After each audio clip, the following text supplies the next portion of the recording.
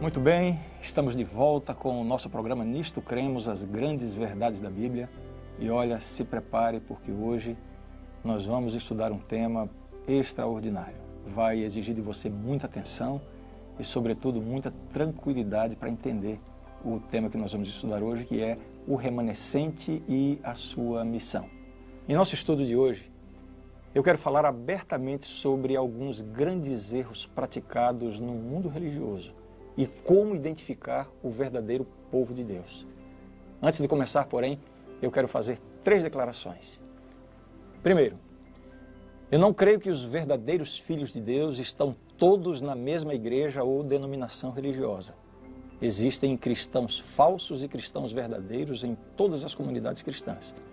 Na minha igreja existem cristãos falsos e cristãos verdadeiros. Eu creio também que Deus tem filhos sinceros, que não estão em nenhuma igreja. Mas também creio que Deus sempre teve um povo aqui na terra. No estudo anterior, o número 12, nós vimos em detalhes sobre a igreja de Deus na Bíblia, no Novo Testamento. Deus tem uma igreja na terra. Essa igreja foi estabelecida para dar continuidade ao ministério de Cristo. Esta igreja tem uma missão específica. Essa igreja existe para glorificar a Deus. Tudo isso nós vimos no estudo anterior. A segunda declaração que eu desejo fazer, antes de entrarmos a fundo no tema de hoje, é que este tema, o estudo de hoje, eu não tenho com ele a intenção de apontar erros de pessoas. O que eu vou fazer aqui é identificar sistemas religiosos, o falso e o verdadeiro. E a terceira declaração é que você verá que tudo o que eu vou falar aqui será extraído da Bíblia. Como você já deve ter visto, o tema de hoje é o remanescente e sua missão. O que significa a palavra remanescente? Significa os que ficaram, os que sobraram. É uma referência aos fiéis seguidores de Jesus, os que se mantêm fiéis a Cristo e a sua palavra. Ou seja, a própria Bíblia deixa claro que no meio de tanta confusão no cristianismo, tantos grupos religiosos, tantos sistemas religiosos, há um remanescente fiel, os que sobraram. A questão é, quem é esse remanescente fiel de Deus? Algumas profecias identificam claramente o povo remanescente de Deus, mas sempre em contraste com o poder inimigo do povo de Deus, o poder perseguidor do povo de Deus. E quando identificamos um deles nas profecias, fica fácil identificar o outro.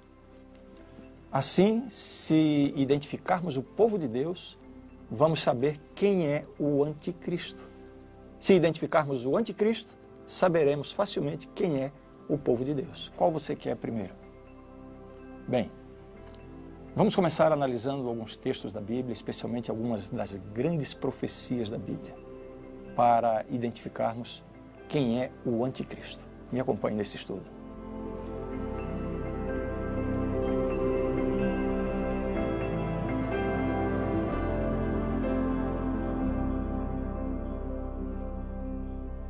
Existem pelo menos 4 grandes profecias na Bíblia que nos apontam quem é o anticristo e, consequentemente, nos ajudam a identificar quem é o remanescente de Deus, quem é o verdadeiro povo de Deus. Essas profecias são Daniel capítulo 7, Daniel capítulo 8, Apocalipse capítulo 12 e Apocalipse capítulo 13. Claro, por uma questão de tempo, eu vou me deter em apenas 2 dessas profecias, com mais detalhes. Eu vou me concentrar em Daniel capítulo 7 e Apocalipse capítulo 13. E eu também não tenho possibilidade aqui de entrar em todos os detalhes, nas minúcias, dos símbolos proféticos usados nesses 2 grandes capítulos da Bíblia. Mas eu quero começar com Daniel capítulo 7. Vamos fazer uma leitura dessa profecia. Você vai precisar ficar muito atento, porque através dos elementos dessa profecia nós vamos descobrir coisas fantásticas, coisas extraordinárias aqui. Vamos então fazer primeiramente uma leitura da profecia de Daniel 7. Aqui está a visão de Daniel capítulo 7. 4 animais grandes, diferentes uns dos outros, subiam do mar. O primeiro era como leão e tinha asas de águia. Enquanto eu olhava, foram-lhe arrancadas as asas. Foi levantado da terra e posto em 2 pés, como homem, e lhe foi dada mente de homem. Continuei olhando e eis que o segundo animal, semelhante a um urso, o qual se levantou sobre um dos seus lados. Na boca, entre os dentes, trazia 3 costelas, e lhe diziam: levanta-te, devora muita carne. Depois disso, continuei olhando, e eis que outro, semelhante a um leopardo, e tinha nas costas 4 asas de ave. Tinha também este animal 4 cabeças, e foi-lhe dado domínio. Depois disso, eu continuei olhando nas visões da noite, e eis aqui o 4º animal, terrível, espantoso e sobremodo forte, o qual tinha grandes dentes de ferro. Ele devorava e fazia em pedaços, e pisava aos pés o que sobejava. Era diferente de todos os animais que apareceram antes dele, e tinha 10 chifres. Estando eu a observar os chifres, eis que entre eles subiu outro pequeno, diante do qual 3 dos primeiros chifres foram arrancados. E eis que neste chifre havia olhos como os de homem, e uma boca que falava com insolência.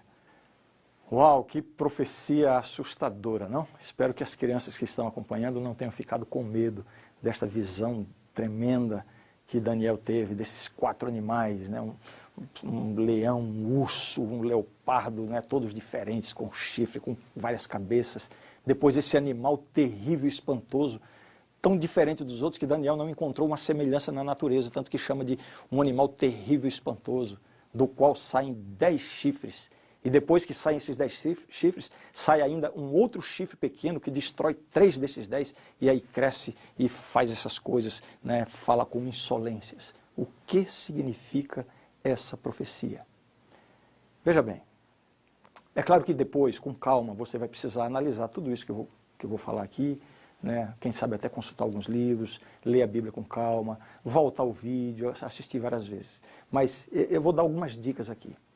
As profecias de Daniel, as grandes profecias de Daniel, elas encontram um paralelo umas com as outras. Então essa profecia do capítulo 7, ela é uma extensão, ou ela é uma explicação mais detalhada da profecia do capítulo 2, quando o rei Nabucodonosor teve o sonho de uma grande estátua, né? Então vamos dar uma olhadinha agora nessa profecia do capítulo 2, e a gente vai ver o paralelo que existe entre essas 2 profecias. Vamos lá. Você vai ler o capítulo 2 de Daniel e vai entender bem o contexto, a história do sonho que aconteceu, etc, etc.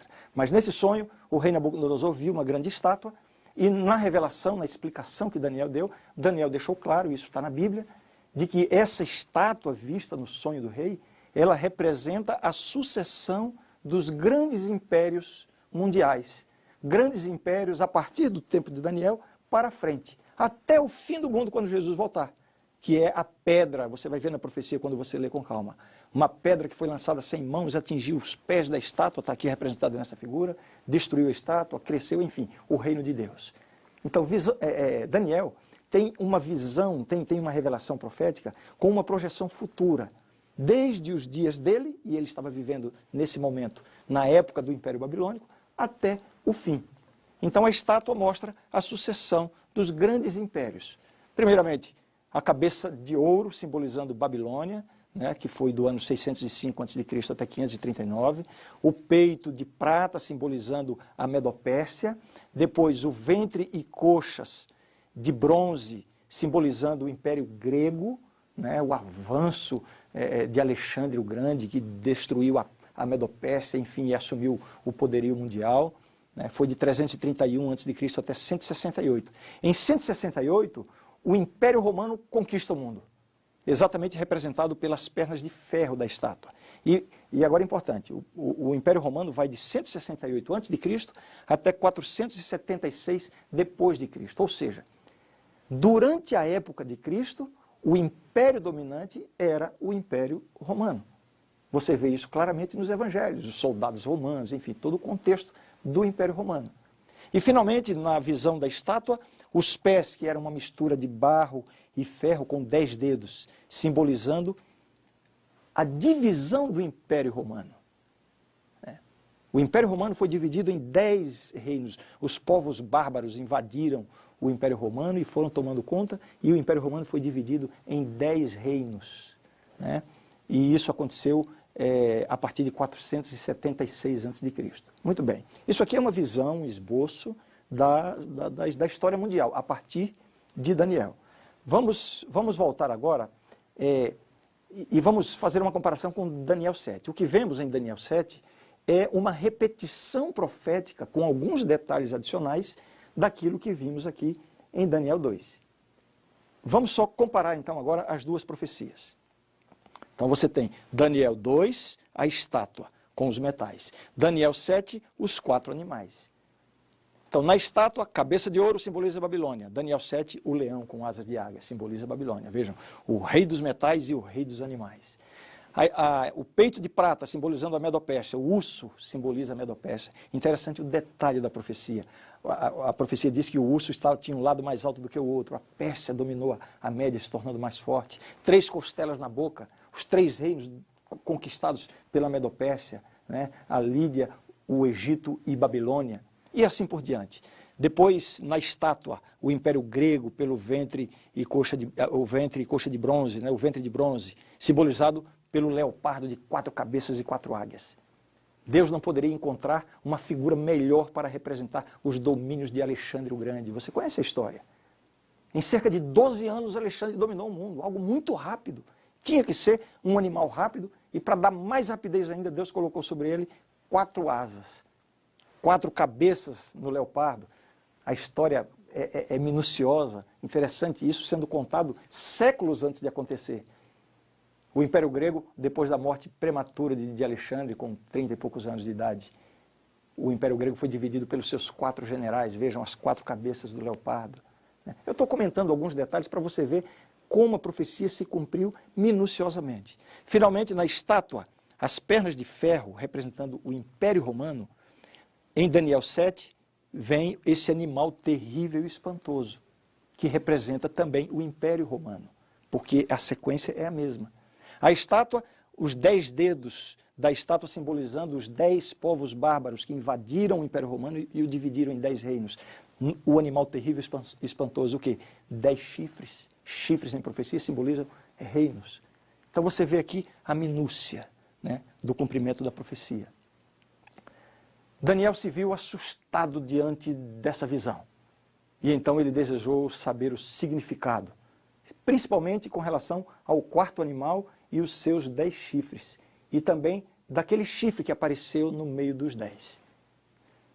Bem, já vimos pelo paralelo com a estátua de Daniel 2 que o 4º animal representa o Império Romano e que os 10 chifres, equivalentes aos 10 dedos da estátua, representam a divisão do Império Romano entre as 10 tribos bárbaras.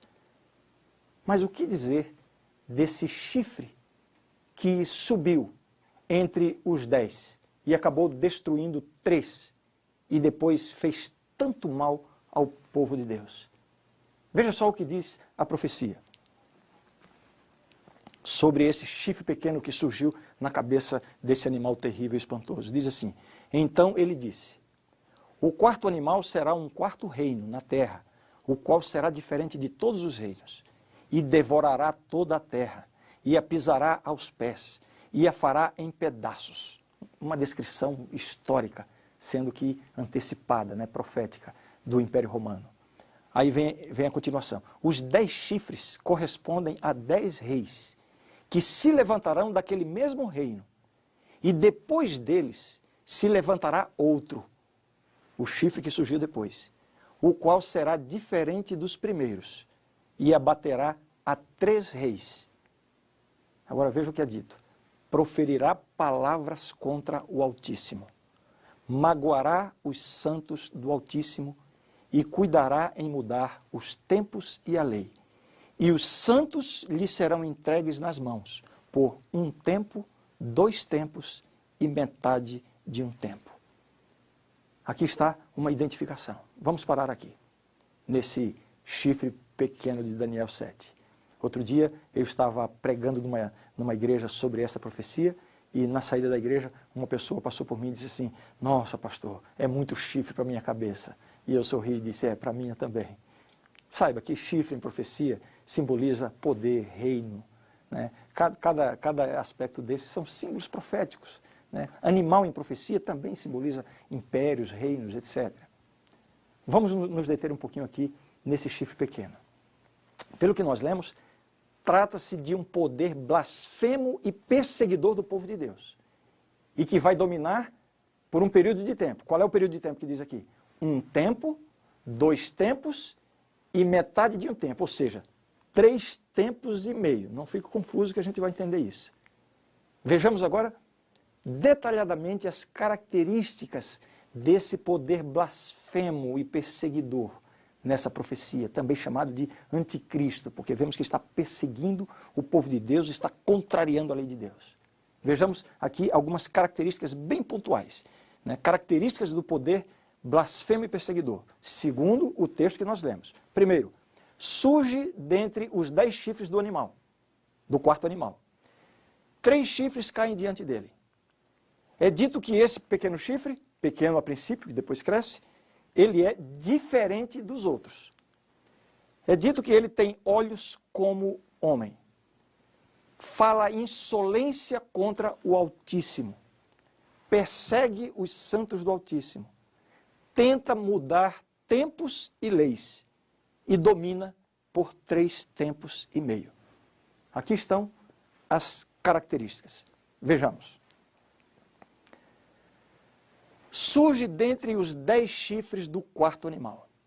Eu já disse aqui que os 10 chifres representam as tribos bárbaras que invadiram o Império Romano entre os anos 300 e 500.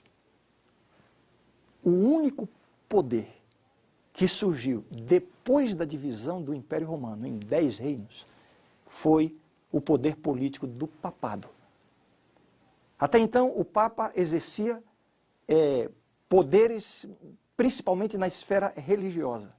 Mas no ano de 538, através do decreto de Justiniano, o Papa assume a supremacia papal. Esse decreto foi assinado algum tempo antes, mas havia alguns povos que se opunham ao predomínio do papado.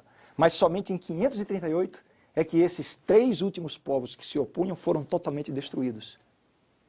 Os érulos, os vândalos e os ostrogodos. Lembra do chifre que quando subiu, 3 caíram?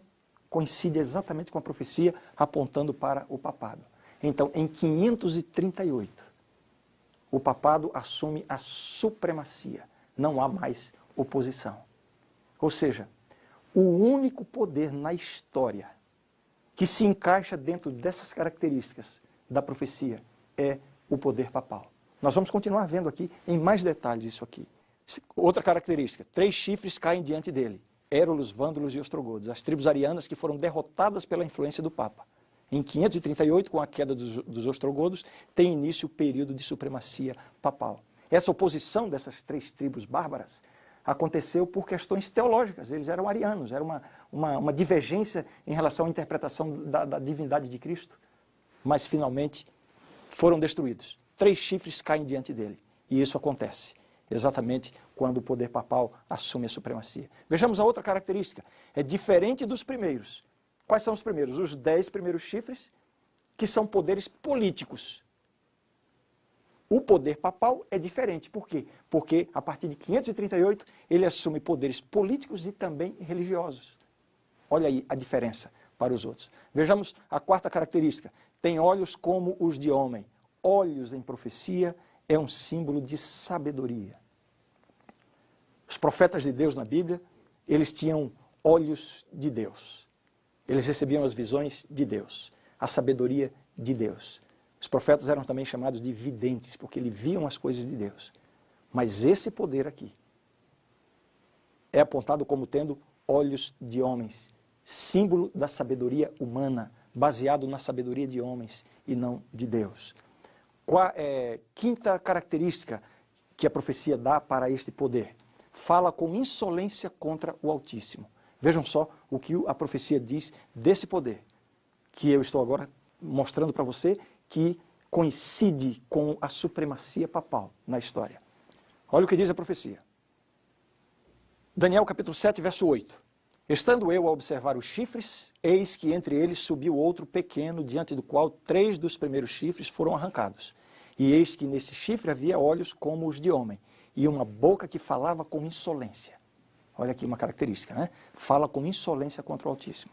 O verso 11 diz assim: Então estive olhando por causa da voz das insolentes palavras que o chifre proferia. Estive olhando e vi que o animal foi morto, e o seu corpo desfeito e entregue para ser queimado. Mas ressaltando o quê? Insolentes palavras que o chifre proferia. Verso 20 da profecia de Daniel 7. E também a respeito dos 10 chifres que tinha na cabeça e do outro que subiu, diante do qual caíram 3. Daquele chifre que tinha olhos e uma boca que falava com insolência e parecia mais robusto do que os seus companheiros. E de fato, o papado, quando assumiu a supremacia a partir de 538, se tornou um poder muito mais robusto do que todos os outros poderes políticos da Terra. Eu agora quero mostrar para você algumas declarações que vão cumprir esse pormenor da profecia, de que esse poder fala com insolência. Alguns textos com palavras proferidas pelo sistema papal. Preste bem atenção. Texto escrito por um sacerdote católico no século XVIII. Apenas algumas declarações e aqui embaixo você tem a referência bibliográfica para que você possa analisar, ampliar a sua pesquisa, examinar com mais cautela. Ele diz assim: o Papa é de tão grande dignidade e tão exaltado que ele não é um mero homem, mas é como se fosse Deus e o vigário de Deus. Você sabe que a palavra vigário significa substituto. Continuando. O Papa é coroado com uma tríplice coroa, como Rei do céu, da terra e das regiões inferiores. A outra declaração. O Papa é como se fosse Deus na terra, soberano único dos fiéis de Cristo, chefe de reis, tendo a plenitude do poder, e a ele foi confiada pelo onipotente Deus a direção não somente dos reinos terrestres, como também do celeste. Você consegue entender o que está sendo dito aqui? A profecia dizia, fala com insolência. Veja bem, eu reconheço que chegamos a um momento bastante delicado do nosso estudo. Eu fico imaginando que talvez essas informações aqui sejam bombásticas, sejam até assustadoras para alguns. Eu pensei muito e também orei muito sobre como eu deveria apresentar isso aqui. E estou me esforçando para fazer da forma mais transparente, mais simples possível. E sem, acredite em mim, sem a menor intenção de ser ofensivo, né, de ter uma palavra de acusação ou de denúncia contra uma igreja ou contra uma pessoa. Não é essa a minha intenção. A minha intenção é somente analisar a Bíblia e ver o que a Bíblia está dizendo. O que nós estamos vendo aqui é a revelação de uma profecia. Eu só lhe peço que você aprofunde o estudo e procure tirar qualquer dúvida que, porventura, venha a ficar através desse estudo. Mas o mais importante de tudo, preste atenção para o que a Bíblia está dizendo. Simplesmente preste atenção na explicação que está sendo dada, e eu vou continuar agora, e vá observando para ver se faz sentido ou não. E então, ore a Deus, para que Ele lhe mostre o que decidir diante das informações que nós estamos apresentando aqui. Veja bem, a profecia está falando de um poder blasfemo, perseguidor dos fiéis servos de Deus, e que possui algumas características bem claras, como acabamos de ver. Na história, o único sistema que surge após a divisão do Império Romano, ou seja, depois dos 10 chifres do animal terrível e espantoso de Daniel 7. O único poder que surge depois da divisão do Império Romano é o poder papal. Então é isso, o papado é o único poder em toda a história que se encaixa em todos os detalhes da profecia. Vamos ver essas características novamente, aquelas que podemos chamar de as características do anticristo. Veja só o que o apóstolo Paulo escreveu a respeito da apostasia nos últimos tempos. Eu acho que não poderemos dizer que se trata de uma mera coincidência. Vejam nas palavras do apóstolo Paulo. 2 Tessalonicenses, capítulo 2, versos 3 e 4.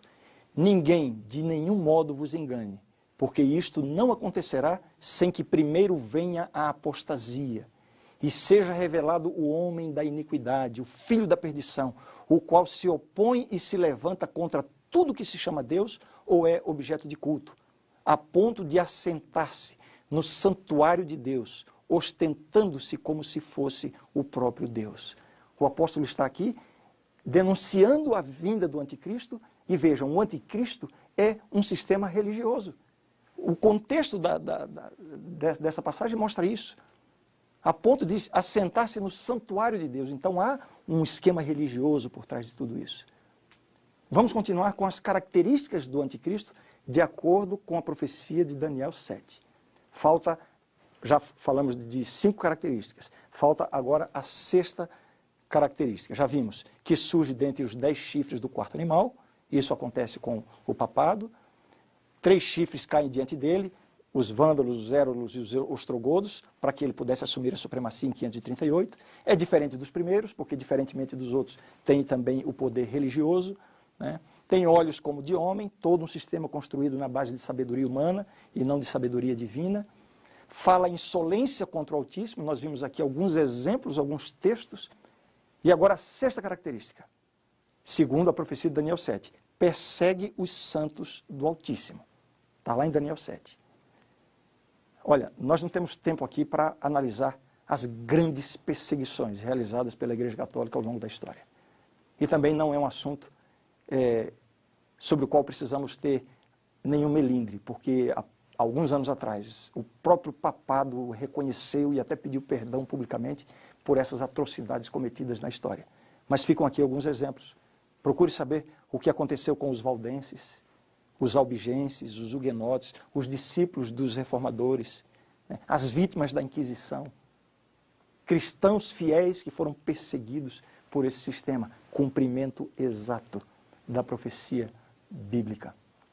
Vamos ver agora a 7ª característica descrita em Daniel 7, característica dessa ponta pequena, que está plenamente identificada com o poder papal que teve a sua supremacia de 538 a 1798, e daqui a pouquinho eu vou explicar por que a data de 1798. A 7ª característica, tenta mudar tempos e leis.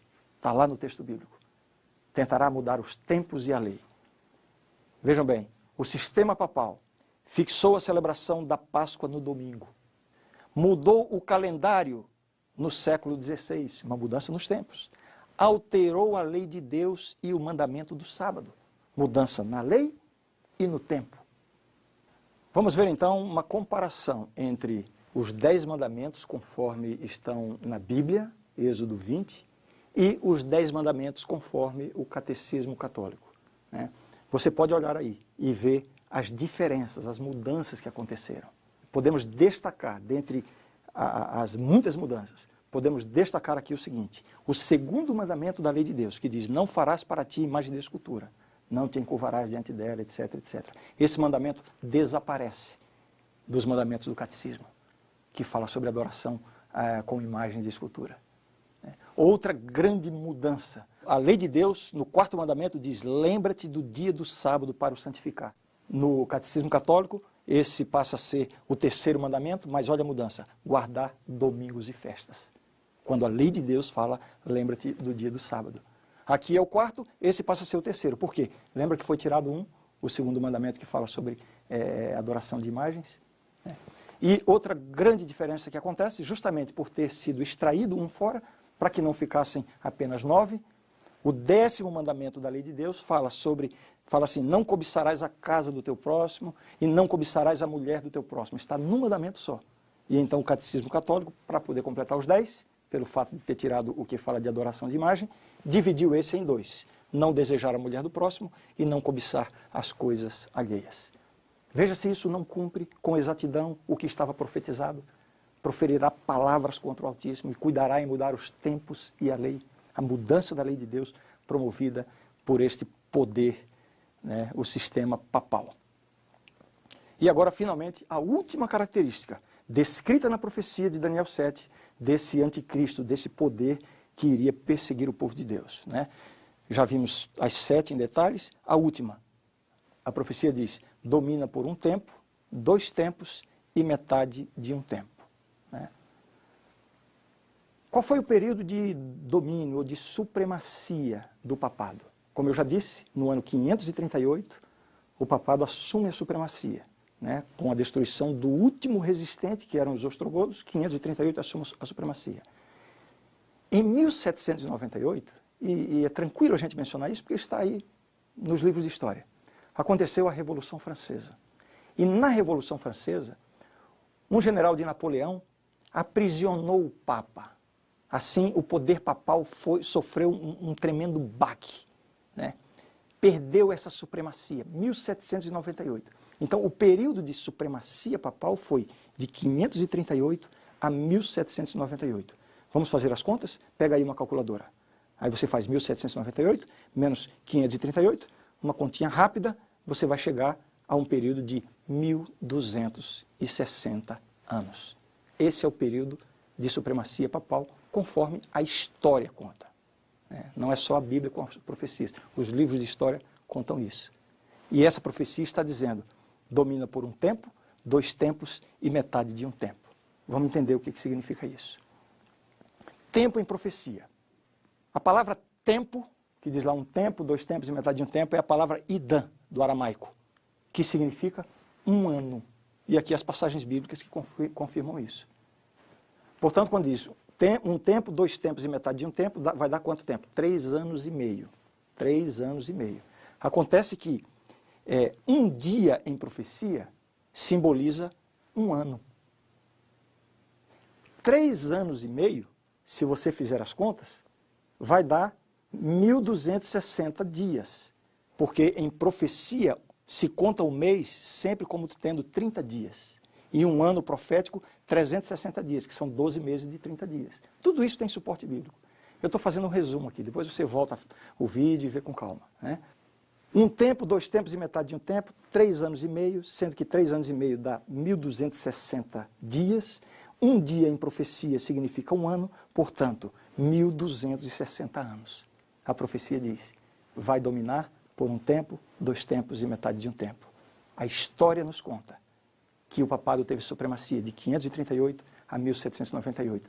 1260 anos, cumprindo exatamente a previsão da profecia bíblica. Vamos agora para outra profecia que vai confirmar tudo isso. Vamos viajar um pouquinho para Apocalipse capítulo 13. Você já deve ter ouvido falar na temerosa besta do Apocalipse, né? Não se assuste com ela. Vamos entender um pouquinho essa profecia e vamos obter a confirmação de tudo isso que nós tivemos aqui agora. Vamos lá. Aí está a visão do profeta João agora, não é mais Daniel, agora é João. Vi emergir do mar uma besta que tinha 10 chifres e 7 cabeças, e sobre os chifres 10 diademas, e sobre as cabeças nomes de blasfêmia. A besta que vi era semelhante a leopardo, com pés de urso e boca como de leão. E deu-lhe o dragão o seu poder, o seu trono e grande autoridade. Foi-lhe dada uma boca que proferia arrogâncias e blasfêmias, e autoridade para agir 42 meses. E abriu a boca em blasfêmias contra Deus, para lhe difamar o nome e difamar o tabernáculo, a saber, os que habitam no céu. Foi-lhe dado também que pelejasse contra os santos e os vencesse. Deu-se-lhe ainda autoridade sobre cada tribo, povo, língua e nação. Aqui está a visão da besta do Apocalipse 13. Você vê que existe uma relação muito próxima com Daniel 7. Daniel 7, os 4 animais, o leão, o urso, o leopardo e um animal terrível e espantoso. A besta do Apocalipse, via emergir uma besta que tinha 10 chifres, etc. Mas fala da besta semelhante a leopardo, né, com pés de urso e boca de leão, os mesmos animais, sendo que em ordem inversa. A gente vê aí o quê? Uma relação entre as profecias. E também algumas características que são exatamente as mesmas descritas lá em Daniel 7. Veja só o paralelo, então, que existe entre essas duas profecias, Daniel 7 e Apocalipse 13. Vamos ver em detalhes o paralelo. Olha aqui, ó. Chifre pequeno de Daniel 7, besta de Apocalipse 13. Vamos lá. Blasfema contra Deus, falava com insolência, proferirá palavras contra o Altíssimo. o chifre pequeno. A besta de Apocalipse 13. Blasfema contra Deus, foi-lhe dada uma boca que proferia arrogâncias e blasfêmias, e abriu a boca em blasfêmias contra Deus. Você vê que corresponde a mesma coisa? Outro paralelo. O chifre pequeno, Daniel 7, que já identificamos como sendo o sistema papal, persegue o povo de Deus, magoará os santos do Altíssimo, é dito lá. A besta do Apocalipse também persegue o povo de Deus. Foi-lhe dado também que pelejasse contra os santos. O chifre pequeno de Daniel 7 vence o povo de Deus, os santos lhes serão entregues nas mãos. A besta do Apocalipse 13 foi permitido que vencesse os santos. Você percebe que são figuras diferentes, mas é a mesma profecia, com símbolos diferentes. Finalmente, em Daniel 7 é dito que esse poder, que já identificamos como sistema papal, dominará por um período de tempo. Qual é o período de tempo? Daniel diz, os santos lhes serão entregues nas mãos por um tempo, 2 tempos e metade de um tempo. Já identificamos 1260 anos, não é isso? Olha lá em Apocalipse 13. Também dominará por um período de tempo. Foi-lhe dada autoridade para agir 42 meses. 1 tempo, 2 tempos e metade de um tempo, 42 meses. Você quer fazer as contas de novo? 42 meses. Já vimos que em profecia um mês tem 30 dias. 42 vezes 30 vai dar 1260 dias. Um dia em profecia significa um ano, 1260 anos. O mesmo período. Portanto, está falando aqui do mesmo poder. O anticristo, o sistema religioso que tomou conta do mundo, sendo identificado nas profecias de Daniel e Apocalipse. A história nos mostra que foi exatamente esse o período de supremacia do bispo de Roma. Os 1260 anos, quando lá na Revolução Francesa o Papa foi aprisionado, enfim, o sistema sofreu uma derrocada lá na Revolução Francesa, exatamente 1260 anos. Vejamos somente mais uma confirmação dessa coincidência dos períodos, para poder a gente ter certeza de que estamos falando do mesmo sistema. Daniel 7, 25, fala de um tempo, 2 tempos e metade de um tempo. Daniel 12, nós nem entramos em Daniel 12 aqui, mas se você for ler Daniel 12, 7, um tempo, tempos e metade de um tempo, mesmo período. Apocalipse 11, também não estudamos aqui, mas se você for ver, você vai ver lá, 42 meses. Apocalipse 11, 3, 1260 dias. Apocalipse 12, 6, 1260 dias. 12, 14, um tempo, tempos e metade de um tempo. 13, 5, 42 meses. Não fica dúvida que está se falando do mesmo poder que teve supremacia de 538 a 1798. Tendo identificado o poder perseguidor do povo de Deus apontado na profecia bíblica, temos agora um parâmetro para identificar a Igreja de Deus nos dias finais da história. Vejamos. A mulher, porém, fugiu para o deserto, onde lhe havia Deus preparado lugar para que nele a sustentem durante 1260 dias. E foram dadas à mulher as 2 asas da grande águia para que voasse até ao deserto, ao seu lugar, onde aí é sustentada durante um tempo, tempos e metade de um tempo, fora da vista da serpente. E irou-se o dragão contra a mulher. Dragão em profecia é um símbolo do inimigo de Deus. E irou-se o dragão contra a mulher e foi pelejar com os restantes da sua descendência, os que guardam os mandamentos de Deus e têm o testemunho de Jesus. E se pôs em pé sobre a areia do mar. Como é que o povo de Deus é identificado na profecia? Aqui estão 2 características. Os que guardam os mandamentos de Deus e possuem o testemunho de Jesus. Veja algo interessante. Em Daniel, a profecia revela que o papado tem uma guerra contra a lei de Deus. E no Apocalipse, o dragão tem uma guerra contra aqueles que guardam os mandamentos de Deus e têm o testemunho de Jesus. Em Daniel, uma perseguição contra a lei de Deus. No Apocalipse, uma perseguição contra aqueles que guardam a lei de Deus. A lei de Deus, portanto, é o constante alvo de ataque das forças inimigas. Por que será? Simples. É porque a lei de Deus é a expressão do caráter de Deus. A intenção do inimigo de Deus é atacar a pessoa e o caráter de Deus. E a forma que ele encontra para fazer isso, no nosso planeta, é guerrear contra os mandamentos do Senhor e contra os que querem obedecer a esses mandamentos. Mas nós temos a motivação para perseverar ao lado da lei de Deus e do Deus dessa lei. O Apocalipse identifica o verdadeiro povo de Deus com as seguintes palavras. Veja que coisa bonita. Aqui está a perseverança dos santos, os que guardam os mandamentos de Deus e a fé em Jesus. Apocalipse capítulo 14, verso 12. Perseverança. É necessário ter perseverança para seguir honrando a lei de Deus, para seguir observando os princípios da lei de Deus. É preciso perseverança, porque existem poderes do mal ao longo da história, combatendo contra a lei, mudando a lei de Deus e combatendo aqueles que querem guardar a lei de Deus. A salvação, veja, a salvação é alcançada unicamente pela fé em Cristo. Não estamos falando aqui da lei como um meio de salvação. Eu até sugiro que você volte e veja o estudo que trata do assunto da lei de Deus, que você vai entender muito bem isso. A lei de Deus, ou a obediência à lei de Deus, é a nossa resposta de amor a Deus. Deus nos oferece a salvação, nós respondemos em amor. E como é que nós respondemos em amor? Nos esforçando, buscando sabedoria, buscando condições para obedecermos aos mandamentos do Senhor.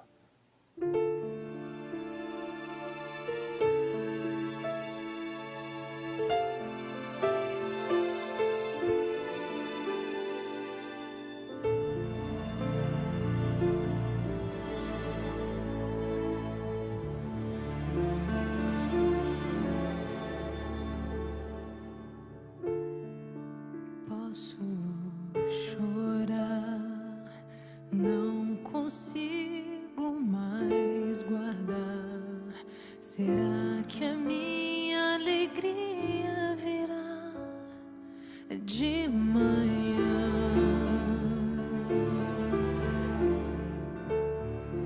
E de manhã teu calor vem me envolver. Ainda assim me sinto sozinha, Senhor. Promessas quebradas, mentiras e ilusões, pecados me envergonham e manchado está o meu corpo.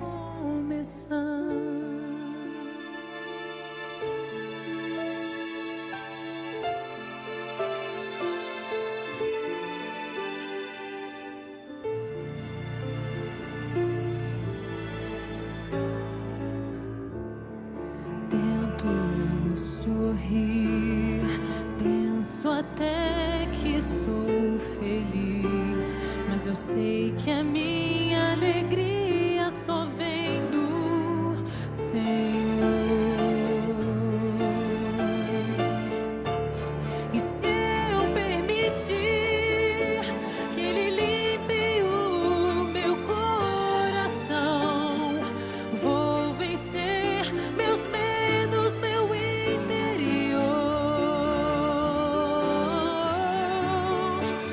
então, por que duvidar?